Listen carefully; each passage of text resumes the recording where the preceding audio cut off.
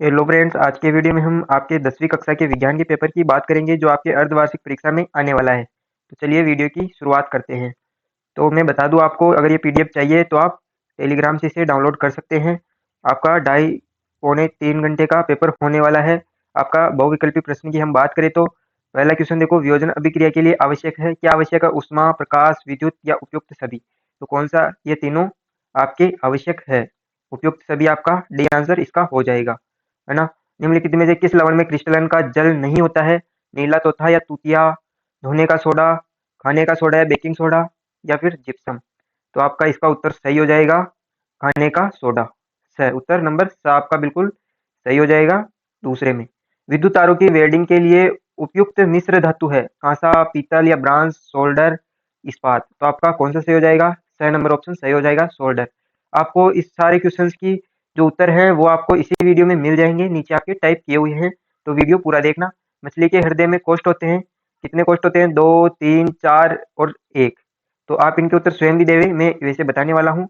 आपका उत्तर हो जाएगा इसमें दो। दो कोष्ठ होते हैं, आपका ए नंबर सही हो जाएगा।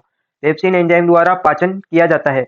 वसा का, कार्बोहाइड्रेट का, प्रोटीन का या फिर जल का। तो पेप्सिन एंजाइम के द्वारा किसका किया जाता है? प्रोटीन का पाचन किया जाता है। उत्तर नंबर सही हो जाएगा। पौधों की सुरक्षा में निम्न में से किसका प्रभाव से अधिक होता है? कौन सा है? एब्सिसिक अम्ल, ऑक्सिन, साइटोकाइनिन या जिब्रेलिन। आपका ऑप्शन नंबर बिल्कुल सही हो जाएगा, साइटोकाइनिन। आपका प्रश्न नंबर 7 की ओर हम बढ़ते हैं।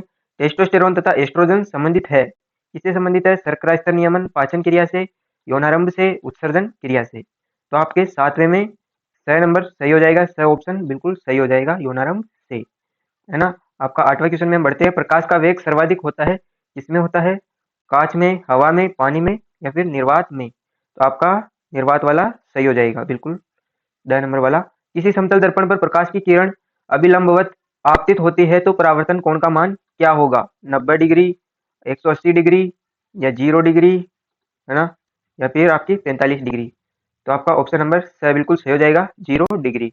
विद्युत परिपथ में देखो, विद्युत परिपथ में किसी स्थान पर 1 सेकंड में 30 कूलाम आवेग प्रवाहित हो रहा है तो उस स्थान पर विद्युत धारा का मान एम्पियर में होगा। कितना होगा? 10 एम्पियर हो जाएगा। उत्तर नंबर ब आपका बिल्कुल सही है। आपका अगला क्वेश्चन है इसके 11वां। निम्न में से कौन सा विद्युत का सुचालक है? कौन सा है सुचालक? सल्फर, ग्रेफाइट, प्लास्टिक या फिर आयोडीन। तो आपका उत्तर नंबर 11वें में ग्रेफाइट ब बिल्कुल सही हो जाएगा, आपका ऑप्शन नंबर ब। तो ये आपके सभी के उत्तर भी यहाँ पे दिए हुए हैं। ये पीडीएफ आपको टेलीग्राम पे अवश्य मिल जाएगी। रिक्त स्थानों की हम पूर्ति करते हैं।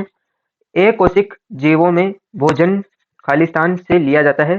खाद्य रिक्तिका से, फूड वेसल्स, है ना। ये खाली स्थान मादा में द्वितीयक लैंगिक लक्षणों का नियमन करता है? एस्ट्रोजन या प्रोजेस्टेरोन, है ना। विवर्तन प्रभाव की व्याख्या प्रकाश की प्रकृति के आधार पर की जा सकती है? तरंग प्रकृति पर की जा सकती है। विद्युत धारा का अस्थायी मात्रक है? एम्पियर। जैविक समुदाय तथा उसके साथ भौतिक पर्यावरण को मिलाकर परस्पर क्रिया करता हुआ एक तंत्र बन जाता है जिसे हम कहते हैं पारितंत्र या पारिस्थितिक तंत्र। वन संसाधन के विभिन्न दावेदार क्या कहलाते हैं? स्टेक होल्डर या हितधारक, है ना। आपके वन वन वर्ड वाले क्वेश्चन स्टार्ट हो गए हैं। अति लघु उत्तरात्मक प्रश्न, या आप इसे एक लाइन में लिख सकते हो, है ना, एक पंक्ति में। तो क्रिस्टलन का जल से क्या अभिप्राय है? यह लवण के एक सूत्र इकाई में मौजूद जल के अणुओं की विभिन्न निश्चित संख्या है ना। दूसरा, संतरे में कौन सा अम्ल आपका पाया जाता है? तो साइट्रिक अम्ल आपका, सिट्रिक एसिड आपका पाया जाता है ना। N2CO3 यानी सोडियम कार्बोनेट या धोने का सोडा में क्रिस्टलन में जल के कितने अणु होते हैं? तो आपके 10 अणु हो जाते हैं। ऐसे यौगिक का नाम बताइए जिसमें हाइड्रोजन है लेकिन वे अम्ल नहीं है तथा उनके विलयन में विद्युत का चालन नहीं करता है। तो आपका कौन सा हो जाएगा? ग्लूकोज, है ना, और एल्कोहल। आलिंद की अपेक्षा नीले की पेशियां भित्ति मोटी क्यों होती है? क्योंकि नीले को रक्त को अत्यधिक दबाव के साथ शरीर के विभिन्न अंगों तक पंप करना होता है, जबकि आलिंद को केवल पास के नीले में रक्त पंप करना होता है। मतलब आपके जो नीले होते हैं, आलिंद होते हैं, उनकी पेशियों को अधिक दूर तक करना होता है, जबकि आपके नीले होते हैं उनको कम दूर तक करना होता है, इसलिए इसमें अंतर पाया जाता है। शरीर की सबसे बड़ी अंतःस्रावी ग्रंथि का नाम क्या है? थायराइड ग्रंथि। एन फेरो की कुंडली द्वारा उत्पन्न चुंबकीय क्षेत्र का परिणाम एकल फेरे की तुलना में कितना होगा? एन फेरे की कुंडली द्वारा उत्पन्न चुंबकीय क्षेत्र का परिमाण एकल फेरे की तुलना में n गुना होगा, है ना। n गुना ही हो जाएगा, जितना वो होगा उतना ही हो जाएगा। इलेक्ट्रॉन पर आवेश का मान आपको लिखना है। तो आगे का क्वेश्चन देखते हैं, इसका उत्तर आपने देख लिया होगा। क्या है? इलेक्ट्रॉन पर आवेश का मान 1.6 इंटू 10 की पावर 22 कूलाम होता है ना? ऐसा है, यहाँ पे मिस प्रिंट हो गया है, इसे इग्नोर करें। बैटरी चार्जर में कौन सी विद्युत धारा का प्रयोग होता है? तो बैटरी चार्जर में मुख्यतः दिष्ट धारा यानी डीसी पावर का यूज हम करते हैं, लेकिन यह प्रत्यावर्ती धारा एसी को दिष्ट धारा में बदलकर प्रयोग किया जाता है। तो एसी को हम डीसी में बदलते हैं। जो आपके घर में जो लाइट आती है वो होती है आपकी एसी करंट, और आप चार्जर जो लगाते हैं वो आपका डीसी चार्जर होता है। इसमें आकर ट्रांसफॉर्मर की वजह से ये डीसी में बदल जाता है, छोटा सा ट्रांसफॉर्मर लगा होता है इसलिए। खाद्य श्रृंखला अधिक लंबी कब होती है? उत्तर देखो, खाद्य श्रृंखला अधिक लंबी तभी होगी जब उसमें अधिक पोषण स्तर शामिल होंगे, लेकिन ऊर्जा हानि के कारण यह सामान्यतः 4 से 5 स्तरों से अधिक नहीं होती है। पेट्रोलियम में संसाधन लगभग अगले कितने वर्षों तक उपलब्ध रह सकते हैं? वर्तमान उपभोग दर के अनुसार पेट्रोलियम के संसाधन लगभग अगले 50 से 60 वर्षों तक ही उपलब्ध रह सकते हैं। यह अनुमान बदलता आपका रहता है ना? संसाधन किसे कहते हैं? हमारे पर्यावरण में उपलब्ध जो हमारी आवश्यकताओं को पूरा करने में प्रयुक्त की जा सकती है और जिसे बनाने के लिए प्रौद्योगिकी उपलब्ध हो, उसे संसाधन हम कहते हैं। हमारे पर्यावरण में उपलब्ध प्रत्येक वह वस्तु जो हमारी आवश्यकताओं को पूर्ति करती है, उसे हम संसाधन कहते हैं, है ना? खंड ब हो जाएगा लघुत्रात्मक प्रश्न। तो विस्थापन अभिक्रिया किसे कहते हैं? विस्थापन अभिक्रिया वह रासायनिक अभिक्रिया है जिसमें अधिक क्रियाशील तत्व कम क्रियाशील तत्वों को उसके स्थान या विलयन से विस्थापित कर देता है। तो इसको मैं आपको समझाता हूँ। जैसे यहाँ पे आपके यहाँ शेर आ गया और शेर आपके घर में रहने लगा, तो शेर हो जाएगा अधिक क्रियाशील। शेर आपको यहाँ से भगा देगा तो आप हो जाएंगे कम क्रियाशील। इसे आप यहाँ से विस्थापित हो जाएंगे, तो इसको हम क्या कहेंगे? विस्थापन अभिक्रिया। आप यहाँ से विस्थापित होकर कहीं और चले जाएंगे। उसी प्रकार जब आयरन यानी फेरस कॉपर सल्फेट के विलयन में मिलाया जाता है तो आयरन कॉपर को विस्थापित कर देता है। तो ये आयरन क्या है? शेर है। और कॉपर क्या है? वो आप हो। कॉपर आप हो और फेरस आपका शेर है, तो कॉपर को यहाँ से हटा देता है। निम्न अभिक्रिया में एक को आपको पहचानना है, ZnCuSO4, है ना? एक को पहचानना है A+Cu। यहाँ पे ये चिन्ह है, ये गड़बड़ हो रखी है। A+Cu एक विस्थापन अभिक्रिया है जिसमें Zn कॉपर Cu से अधिक क्रियाशील है और कॉपर को उसके सल्फेट विलयन में विस्थापित कर देता है। तो यहाँ क्या आ जाएगा? ये पूरी अभिक्रिया आपकी हो जाएगी। एक ही जगह आपको लिखना था ZnSO4, ये लिखना था। ये यहाँ पे लिखा हुआ है जिंक सल्फेट। पांचवा देखो, कार्बनिक अभिक्रिया ठोस अवस्था में विद्युत का चालन नहीं करते परंतु गतिक अवस्था या जलीय विलयन के रूप में विद्युत का चालन करते हैं। इसके पीछे क्या वैज्ञानिक कारण है? तो आप देखो, आपके बड़े उत्तर स्टार्ट हो गए हैं। तो ये क्वेश्चन की उत्तर जो आप पीडीएफ से देख के पढ़ सकते हो, ये पीडीएफ आपको टेलीग्राम पे मिल जाएगी। आघात वर्धनीयता तथा तन्यता का अर्थ आपको बताना है। आघात वर्धनीयता जिसको हम पीट के पतली चादर बनाते हैं उसे आघात वर्धनीयता कहते हैं।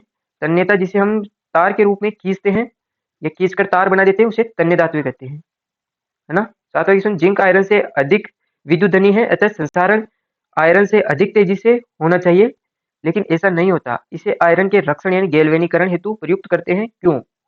तो ये आपका आ गया, गैल्वेनीकरण की जो भी विधि है वो आ गई है, इसे आप पीडीएफ से पढ़ लेना। पीतरस क्या है? पाचन में इसकी क्या भूमिका है? पीतरस क्या है ये आपको यहाँ से पढ़ लेना है। यकृत, यह यकृत द्वारा स्रावित एक हरा पीला क्षारीय द्रव है जो यकृत कोशिकाओं द्वारा निर्मित होता है और पित्ताशय में संग्रहित रहता है। इसमें कोई एंजाइम नहीं होता, लेकिन इसमें पीत लवण होते हैं। पाचन में क्या भूमिका है ये स्वयं पढ़ लेना। लिंग गुणसूत्र और अलिंग गुणसूत्र क्या होते हैं ये आपको यहाँ पे पढ़ना है। परिभाषा ये अलग अलग, अगर इसमें अंतर भी आ जाए तो भी ये आपका उपयुक्त हो जाएगा। वैसे इस साइड में आपके लिंग गुणसूत्र, इस साइड अलिंग गुणसूत्र, है ना? तो परिभाषा देखो, वे गुणसूत्र जो किसी भी जीव के लिंग निर्धारण के लिए उत्तरदायी होते हैं उसे लिंग गुणसूत्र कहते हैं। वे गुणसूत्र जो जीव के दैहिक यानी लक्षणों, रंग, ऊंचाई आदि के लिए उत्तरदायी होते हैं। आप ऐसे भी लिख सकते हो कि लिंग गुणसूत्रों के अतिरिक्त सभी गुणसूत्र अलिंग गुणसूत्र होते हैं, है ना? संख्या में मनुष्य में एक जोड़ी, ये देख लो, XX या XY होते हैं। मनुष्य में 22 जोड़ी कुल होते हैं, है ना? इसमें से ये निकाल लेना। नामकरण X और Y गुणसूत्र के रूप में इसे माना जाता है। इनकी संख्या 1 से 22 होती है अलिंग गुणसूत्रों की। लैंगिक भेद क्या है? लिंग सूत्रों की उपस्थिति नर और मादा में भिन्न भिन्न होती है। पुरुष XY और मादा एक्स एक्स, है ना। नर और मादा में समान संख्या में उपस्थित होते हैं ये सभी अलिंग वाले।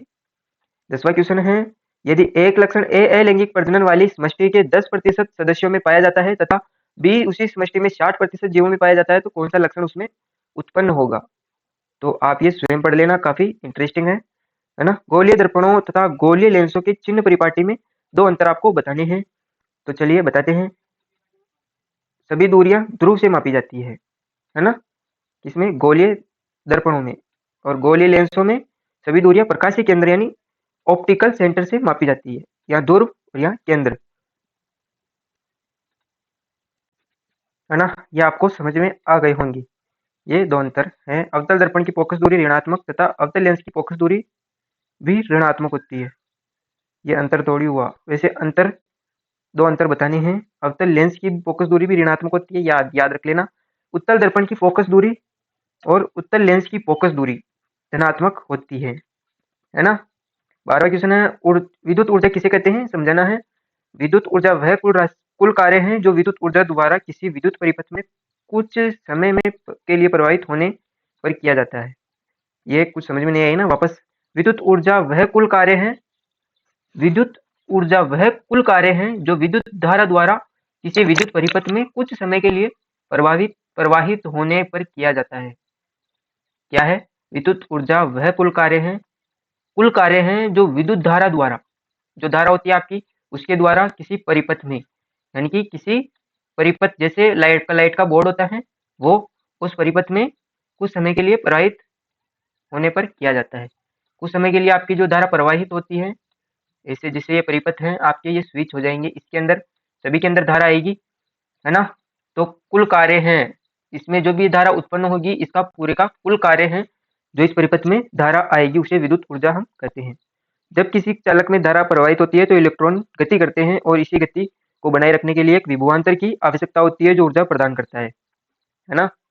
विभवांतर, विभव का अंतर विभवांतर कहलाता है। विद्युत ऊर्जा शक्ति P और समय t का गुणनफल होती है। विद्युत ऊर्जा W बराबर विद्युत शक्ति P इंटू, यहाँ पे इंटू T, है ना। P बराबर V इंटू I, जहाँ V विभवांतर और I धारा है, तो विद्युत ऊर्जा V इंटू I इंटू, यहाँ इंटू का चिन्ह लगा लेना, T। इसका SI मात्रक जूल है लेकिन व्यवसायिक इकाई किलोवाट, है ना, kWh है। शॉर्ट सर्किट क्या होता है, इससे क्या हानियां हो सकती है? तो यह तब होता है जब विद्युत परिपथ में फेज तार और उदासीन तार किसी कारणवश सीधे संपर्क में आ जाते हैं, जैसे इंसुलेट खराब होने पर। विद्युत परिपथ फेज तार, है ना, और उदासीन तार दोनों कांटेक्ट में आ जाने से आपका शॉर्ट सर्किट हो जाता है। तारों में सीधे संपर्क में आने से परिपथ का प्रतिरोध लगभग शून्य हो जाता है। ओम का नियम I बराबर V अपॉन R के अनुसार प्रतिरोध शून्य होने पर परिपथ में अधिक मात्रा में विद्युत धारा I प्रवाहित होने लगती है। शॉर्ट सर्किट होने वाली हानियां स्वयं पढ़ लेना। क्या कारण है? कुछ पदार्थ जैसे निम्नीकरणीय होते हैं और कुछ अजैव निम्नीकरणीय, है ना।